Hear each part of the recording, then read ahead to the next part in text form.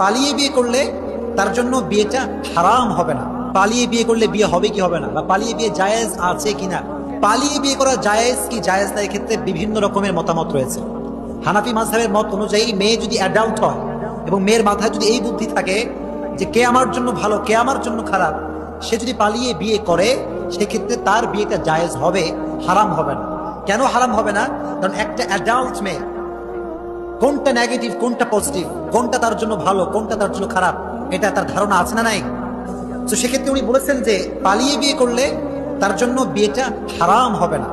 তবে এই ক্ষেত্রে অন্য ওলামাদের মতামত রয়েছে যে এই বিয়ে জায়েজই হবে না, কারণ এই বিয়েটা হয়েছে আব্বা আম্মার মত ছাড়া। কাদের মত ছাড়া? আব্বা আম্মার মত ছাড়া। এখানে ইখতিলাফের মূল ভিত্তিটা হচ্ছে আব্বা আম্মার মত নেওয়া এবং না নেওয়া। ইমাম আবু হানিফা রাহমাতুল্লাহ আলাইহি বলেছেন আব্বা আম্মার মত যদিও এখানে নাই, তবে মেয়েটা হচ্ছে অ্যাডাল্ট, বালেগা, ভালো মন্দ বোঝার তার ক্ষমতা আছে, এজন্য সে বিয়ে করলে বিয়েটা হবে।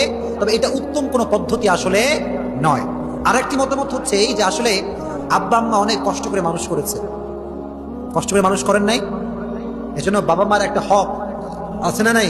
জোরে কোন আছে না নাই? এজন্য আব্বা আম্মার হক নষ্ট করা যাবে না। অনেক ওলামা একরাম বলেছেন যে আব্বা আম্মার মত ছাড়া বিয়ে করলে তার বিবাহ হতে পারে